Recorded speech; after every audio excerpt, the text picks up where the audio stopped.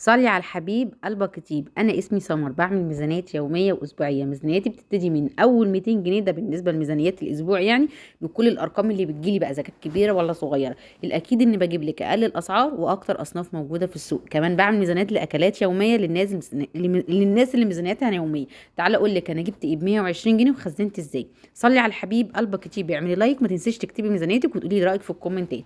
اول حاجه جبتها 3 كيلو طماطم ب10 جنيه. والله العظيم الطماطم التلاتة ب10، طرية ناشفة على خضرة. دي جبتها اخر النهار، الطماطم ب5 جنيه واخر النهار جبتها 3 كيلو ب10 جنيه. فجبت اول حاجة 3 كيلو هدلقهم في الحوض واغسلهم واحدة واحدة. الوقت ده تقدري تخزني فيه الطماطم وكل الخضار، واحلى من الوقت ده كمان شهر واحد اللي احنا داخلين عليه. صلي على الحبيب قلبك يطيب. هجهز الطماطم بتاعتي وهقول لك هسبكها ازاي وهيعملوا معايا كام كيس وازاي هتحافظي عليها تقيله من غير ما تسبكيها زياده عن اللزوم، يا دوب تركه صغيره كده هتفرق معاكي قوي.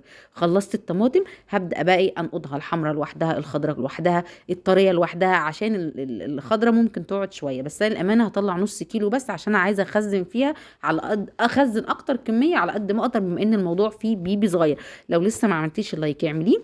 ده كان بالنسبه للطماطم، خليت نص كيلو على جنب. وكل الطبق ده اللهم بارك هخليه يتسبك، وبتركه صغيره هتفرق معاكي. ابدأي في الطماطم كيسين 3.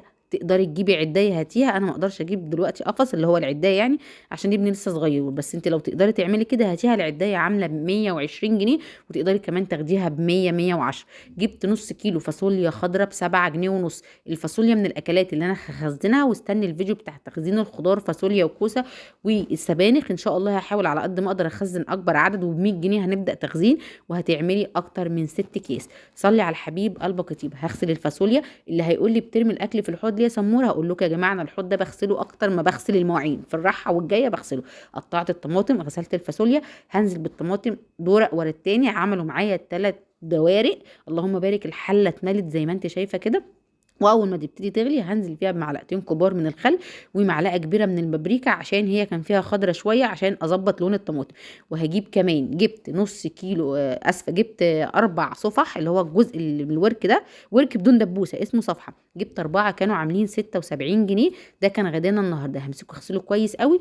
وكل اللي انا استخدمته بصلايه كبيره او 2 صغيرين على حسب المتاح عندك، ومعلقه من الملح، فلفل اسود، السبع بهارات، وورق لورا بودر. البودر حلو جدا، بتاخدي كل الفايده اللي فيه، وكلنا عارفين فايده الورق اللورا ازاي. وهقلب الكلام ده كله، وهخلي باقي التوابل على جنب.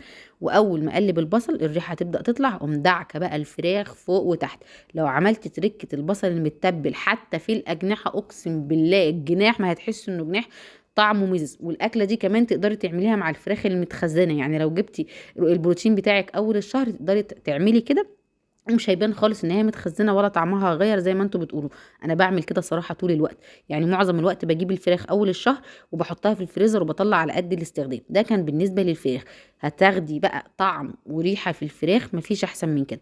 ده كان بالنسبه للفراخ. صلي على الحبيب قلبك يطيب. ارجع افكرك انك تعملي لايك وتقولي لي رايك في الكومنتات. وعايزه اقول حاجه مهمه للناس اللي بتقول ان انا بكتب اسعار مش مكتوبه مش موجوده. لا، موجوده. محتاجه بس حضرتك تهزي نفسك وتنزلي السوق كده، او في منطقه شعبيه هتجيب الاسعار دي. شوحت البصلايه، نزلت عليها بفص توم، وادي الفاصوليا المقطعه، وهديها تريكه تشويحه بقى. نص معلقه سمنه على معلقتين زيت، والدنيا هتمشي. ومش هتقوليش لا مفيش بيت مفيهوش سمنه، مفيش بيت مفيهوش زيت. التريكه دي هتشوحي او هتشمعي الخضار، وهيشرب كله من بعضه ميه البصل بقى مع السمنه، حلوه جدا. عملت معاها شويه رز بشعريه. اول ما الفاصوليا تتشوح هنزل بالطماطم.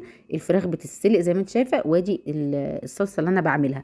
هنغرف الغدا، هنعمل الغدا ده اكل يومين. النهارده هناكل فراخ الصبحه، وبكره تاني يوم هناكل نفس الاكل ارديحي. لو انتوا بتتعشوا بنفس الاكل خلاص مش مشكله، احنا ما بنتعشاش، بنتغدى حاجه ونتعشى حاجه. غرفت الاكل، الرز مفلفل، الشوربه اللهم بارك شايفه وشها.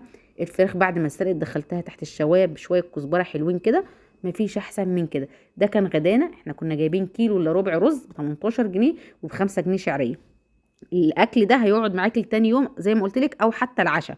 يعني لو انتوا بتتغدوا وتعشوا نفس الاكل، بكره هتعملي الاكل. المهم عملنا في الاخر طقتين ل4 افراد. الصلصه